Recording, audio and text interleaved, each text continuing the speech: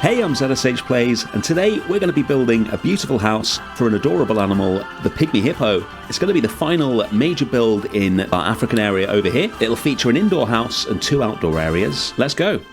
I'm really excited about this build. I think when it's done, it might be the best build in the zoo, but I'll leave that up to you guys to decide when it's finished. The overall design is mine, but it's based on 3 of the best Pygmy Hippo habitats that I've seen either in real life or on Zoo Chat. Park Overloon in the Netherlands, Krakow Zoo in Poland, and Singapore Zoo. And one of the things I liked about Park Overloon was a little viewpoint into the outdoor part of the habitat, or one of the outdoor parts of the habitat. And we're going to start by trying to replicate that. So we're building this little viewing point here, which will look into the outdoor habitat for the female Pygmy Hippo and the baby. There's going to be 3 of these altogether, another one on the side of this part of the habitat, and then one for the outdoor habitat for the male Pygmy Hippo as well. And then in between the 2 habitats is going to be an indoor house. Pygmy Hippos live in very hot rainforests in Africa, so they're not normally kept outside all year round in Europe, and I wanted to build a really good indoor house. This is looking really nice already. Let's move on to the layout. This is a size guide for the indoor part of the habitat. It's actually going to be 2 habitats when we're finished, but it's going to be designed to look like one, so that we've got the male on one side and the female and the baby on the other side, and it's all going to be joined up by one body of water. So a little body that we're designing here with a little island in it on the outside, and then a larger body of water on the inside, and then basically the same thing that you see on the left replicated on the right as well for the male. I'm just using sound to draw in where the water's going to go so we can start getting these viewing points set up and make sure that the building's in the right place, so there's enough room to get the guests in as well. And with the basic layout done, we can start terraforming. So we're going to dig down about 1 meter for the water. Water should be deep enough for the Pygmy Hippos to be able to walk along underwater, and they're just under 1 meter tall.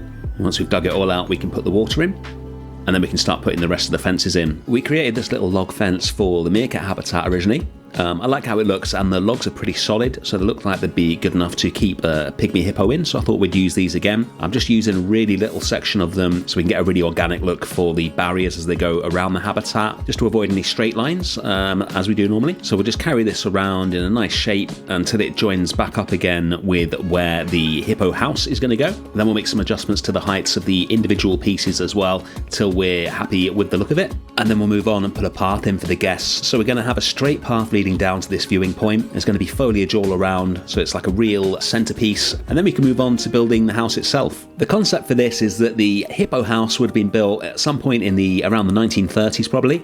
And at the time, that would have been the entire habitat. So you'd walk in, and in front of you would be probably a rectangular pool with a couple of hippos in it. And then what the zoo have done recently is built 2 external habitats on either side of the building and replaced the rectangular pool with a long body of water that goes from outside the building to inside the building and then out the other side again, and gives a much more natural and much larger habitat for the hippos. And it'll be designed in such a way that there's a split down the middle, so the hippos can be separated when necessary or kept together when necessary, i.e. when you want them to breed. If you saw the little baby hippo at the start of the video, that's because another zoo had an accidental pregnancy and didn't want to have all the hippos, so they decided to move them to Bellemont Zoo. Rumours that I did this just so we could have a baby Pygmy Hippo in the video thumbnail are entirely unfounded, and I resent the accusation. So I've built everything out of glass panels, but most of it's going to be covered with plaster. I've just got all the glass in there because it gives us ready-made windows, and I like the classic glass pieces. They set the vibe of a building that was originally built quite a while ago really nicely. We're going to put a bio roof in, mainly because it gives us this nice wooden panelling underneath, which is a little detail I saw in Krakow Zoo that I wanted to incorporate. This would have been a later addition to the building, and we're going to finish that off with some wooden planks, and we're also going to have lighting up here as well. We'll spin each second plank round so the texture lines up better, and then we'll move on to the plaster panels. Using panels over glass like this enables us both to keep the glass pieces where we need them and also to have more control over the look of the building, because these pieces are a lot smaller than the standard wall pieces. You can get a lot more detail in, and then there's places like this little gap here where the hippos are actually going to be able to walk underwater in between the indoor and outdoor part of the habitats, so the plaster panels will enable us to get that to exactly the right shape to allow them through there. One of the glass pieces at the front is going to be the door, so we're going to use a few bracket pieces to create door handles. and then the rest of them are going to be windows because we want a lot of light in here. This is my favourite method of making door handles. It's so simple, but it looks so good when it's finished. You just need 4 brackets really. And then we'll move on and get some arch pieces in so we can start making the shape of the front of the building.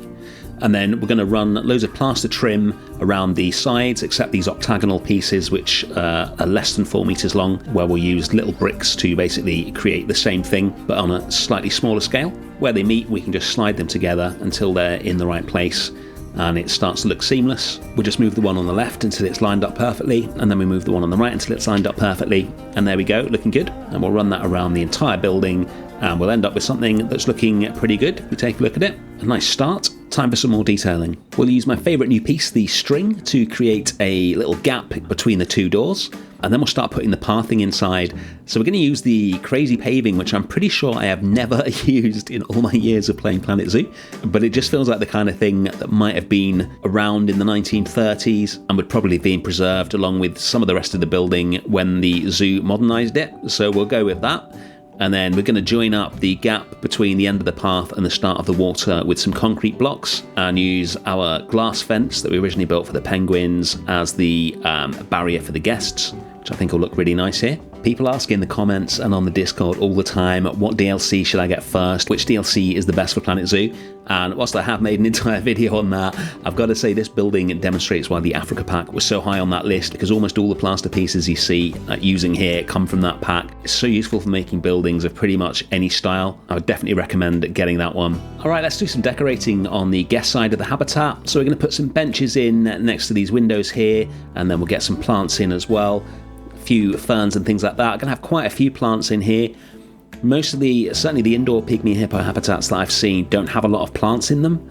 I'm assuming that the hippos will happily munch away on them, so it's difficult to put them there. So we want a lot of plants in the guest side of things. So I'll put a few pots in there, and then we're going to make a little bedding for plants on one side of the building. So we'll just put a load of mulch down, and then we can fill this with some nice looking African plants. Because we're inside, we don't need to worry about the weather or anything like that, so we can use pretty much any plants that we like here.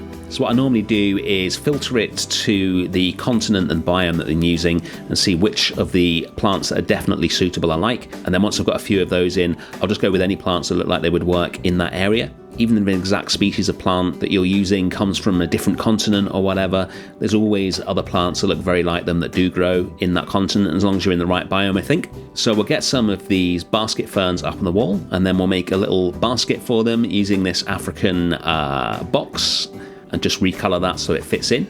And then on the other side, we're going to make a little education display of the size difference between the hippo and the Pygmy Hippo. We've got a number of hippo signs in the game, but no Pygmy Hippo signs. But I think the main hippo sign is pretty much to scale, and then the smaller hippo sign is a little bit smaller than a Pygmy Hippo, but I think it will be close enough to suit our purposes. So we'll just get some writing on using the sign trick. The small Australia sign, which I normally use, is a little bit too big for the Pygmy Hippo, but that's fine because in the last update we've got these tiny little flag signs which you can use for text. They're designed for you just to have one letter in each sign, but if you put a load of spaces in before and after the word, like so, you can actually get words small enough to fit into the sign, so it's brilliant for making really little signs like this. There we go. We'll get another sign in for the next word. Once we've sunk them both in, it looks pretty good. Let's do some more modernising. So we're going to take the river mural arch and use that to create a sort of, well, a mural on the inside of the building. To make these walls look a bit more attractive, we'll use some of the side pieces as well.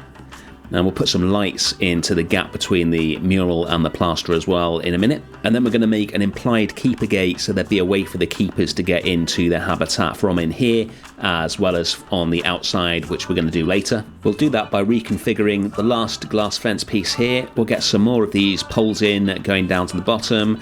We'll put another pole in at the side, and then we'll get hinge number 1 and use that to join it onto the fence. And then one final little detail is a little clipboard on the wall. Obviously we need some way for that to be stuck to the wall, so we're going to use hinge number 2 to achieve that. Just get that in the little hole there, and then it will actually look like it is stuck on the wall. And that's pretty much it for the guest part of the building. Really happy with that. Let's move on to the animal part of the habitats. This is the little access door that's going to enable the hippos to get from inside to outside. And we're actually going to use a door to create it, just spinning it the other way around and hiding it away up here. And then we're going to start making the outside look really nice. So this is the part that I am taking inspiration from Singapore Zoo. I really liked the outdoor part of the habitat there. We're going to use these stalactite pieces to make some sort of faux rocks that are creating a little island in the river here, so that Pygmy hippos have got some land on the outside as well as on the inside. And we'll just keep copying these around and use all 3 of the stalactite pieces to create the edge of this bit of land here. Once we're happy with the arrangement, we'll move on and start making the land part look better, so it's not just bare terrain. The heavy soil texture on this temperate map is not one I'm a big fan of. It seems kind of a bit anemic. It's kind of really light considering it's supposed to be heavy.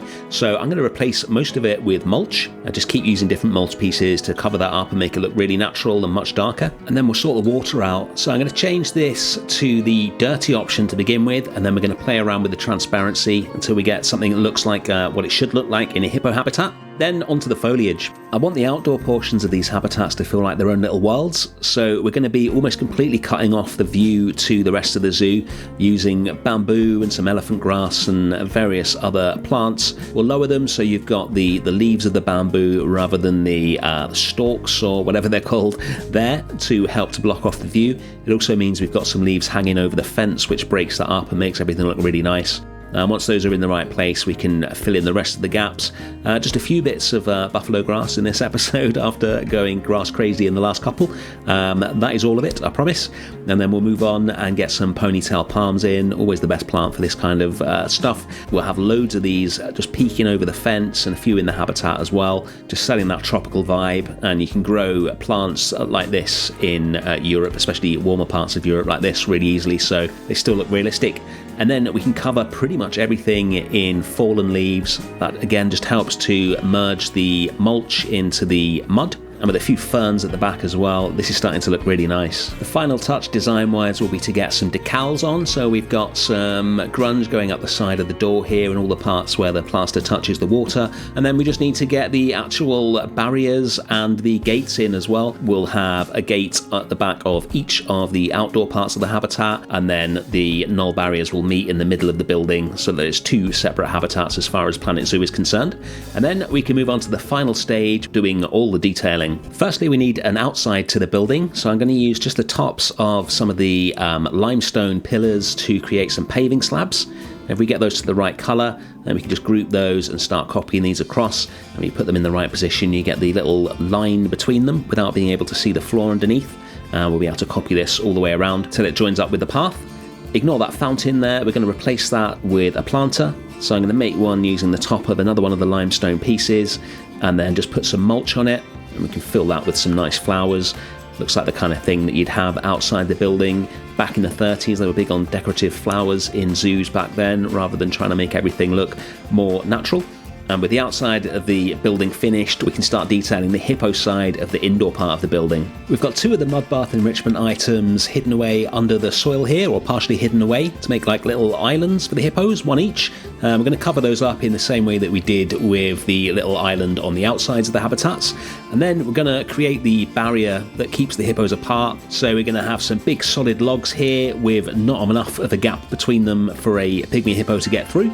And we'll continue that at the back with a little rock archway, and we'll build a little wall as well. We're going to have a gate in here so that this could be opened when the hippos are supposed to be together and closed when they're not. Once we've made a nice little wall, then we'll copy that over to the other side, and then we'll use one of the I think it's the Australian gates to create the gate in the middle. We'll just put it in here and then turn it on its side. And if we get the position right, it'll look like a little gate that can be opened. And then we'll put some foliage around it as well to make it look nice. And finally, we're going to increase the immersion with a backdrop. So these windows at the back are going to have big billboards put in front of them. We're going to get a jungle scene using just one big image, so it's one continuous whole. And then the habitat's complete and we can take a look at it. Here's one of the viewpoints that we created. You can just see our male hippo there. I love how the bamboo frames the view. That's exactly what we wanted and why we started with those bits first to make sure they were perfect. And we're going to watch Horace here make his way inside the building. It took so much fiddling to get these doorways to work, but they do, and I'm very, very happy with it. I think the view's really nice. Here he is plodding along underwater here. And you can also get a view into the other side of the habitat where his son is, along with his wife. Not sure if hippos have wives. Here's the little one. They are so adorable. Glad I was cynical enough to make sure we had hippos in the zoo when I was building so we could get a baby. And here's the whole building. It's definitely one of my favourite places in the zoo immediately. This is where we started today. This is what it looks like now. The main body of Africa is pretty much finished. Once we get beyond the Pygmy Hippo, the guests are going to have the opportunity to leave to go into other parts of the zoo and pop back to Africa later. We've got 12 different species in here now, so next week we're going to take a tour. Thanks for watching, thanks to everyone who's joined the channel, and I'll see you next week.